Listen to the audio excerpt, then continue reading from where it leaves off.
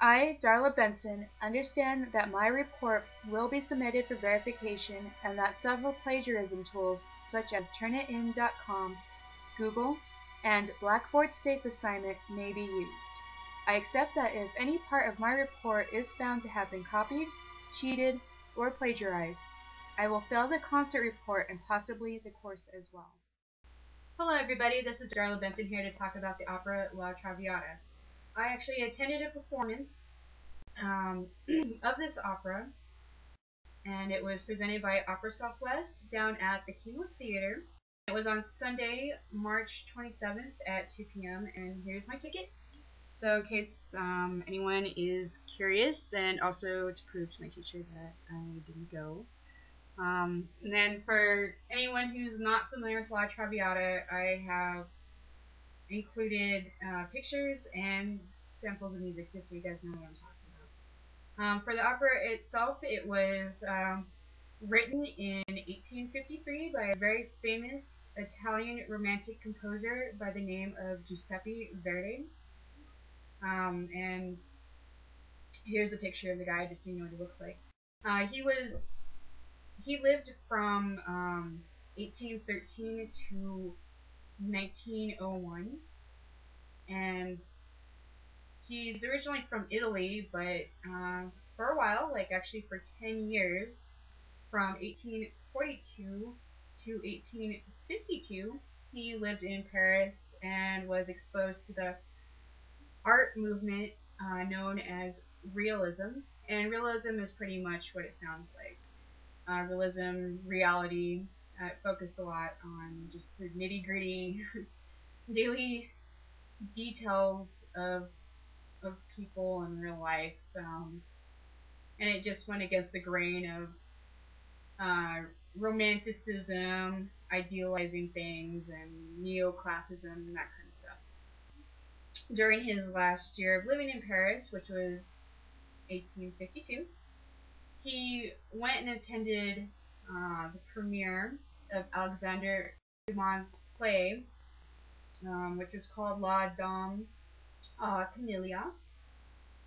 And this play is actually originally a novel by the same name that Dumas wrote in 1848, and it was based on his account with a real-life courtesan of the name Marie Duplessis.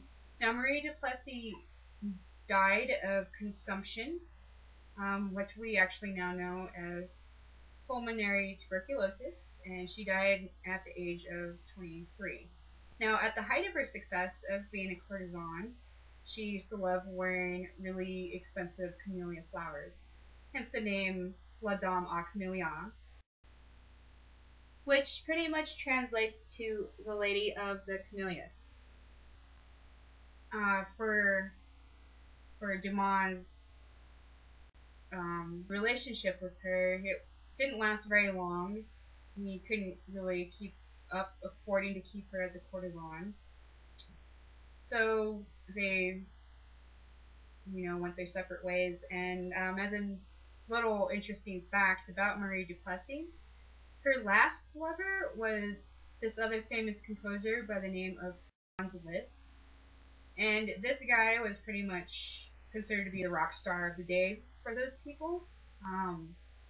If you can imagine going to like a Beatles concert in the early 1960s and seeing all kinds of screaming females everywhere, that's pretty much what the audience was like back then for this guy. I don't know if you guys ever heard it for Listomania, but that's pretty much what that means. It's like crazy fans. But anyways, yeah, so that was her last lover. So getting back to the story of La Dame aux Camélias, Dumas wrote this story after she died because he just felt really sad about her passing and wanted to write a story that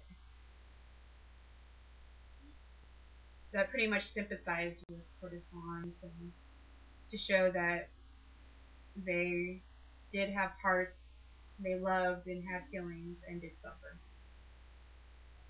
So Verdi was so impressed with this, so he decided to write his own opera about it. and in his opera, the courtesan is named Violetta, and she's a total complete party girl. But then she falls in love with this guy named Alfredo Germont. Now there are 3 acts to the opera, and in the first act, Alfredo is singing this song, which is being held at this really extravagant party that Violetta is holding. And he's singing a toast all about love, and it's called the La Brindisi, which I am very certain most of you have heard and are very familiar with it.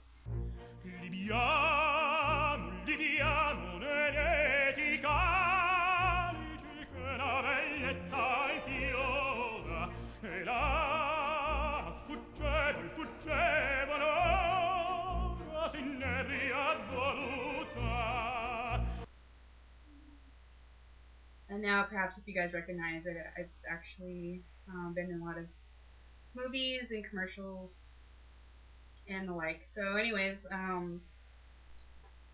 so they fall in love, she's sick and everything, but they end up living together in a country house. In Act 2, Alfredo's father comes to visit, and he's not very happy that his son is with a courtesan, and he thinks that his son is throwing all his money away on this woman. So the father has a talk with Violetta, and it goes into both of them actually having a duet together, singing. And this piece of music I really want to get into a little bit of detail about. Pretty much what happens is the father, his name is Giorgio Germont, he tells Violetta, like, yeah, pretty much you guys need to split up.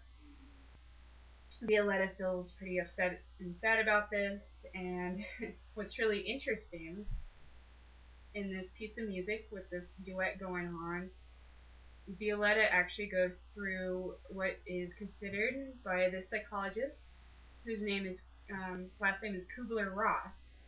What she goes through is the 5 stages of grief, which is denial, anger, bargaining, depression, and then finally acceptance. Although they don't have to exactly be in all that order, but anyways, Violetta actually does go through these 5 stages, and I'm going to actually show you some examples of this, just so, hopefully you guys can get a little more interested in this opera and see what's going on here. A tutti mistero quest'atto, a voi non sia.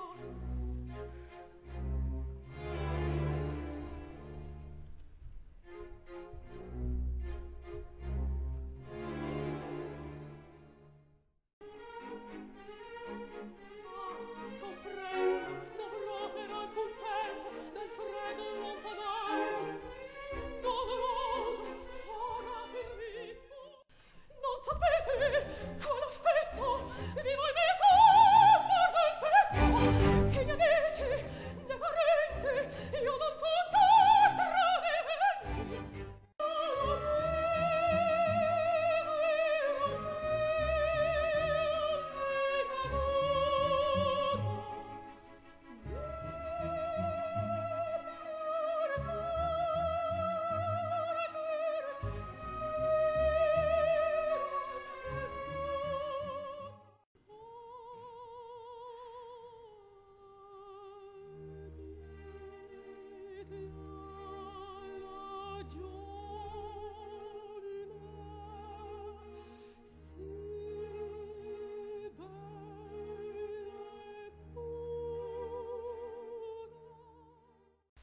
Violetta does accept to leave Alfredo, and then there's a big party, and they end up getting in a really big fight since Alfredo shows up and gambles and gets drunk and everything, and makes all kinds of money, and then tries to embarrass Violetta pretty bad in front of all the people at the party and throws money at her. And pretty much what he's doing is saying, here, I've paid my whore, and he just leaves her to be on the floor with all his money, straight about her, and just a total big mess.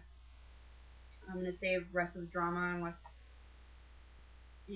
for you guys who do want to see the opera, there's a lot that actually goes on during that part.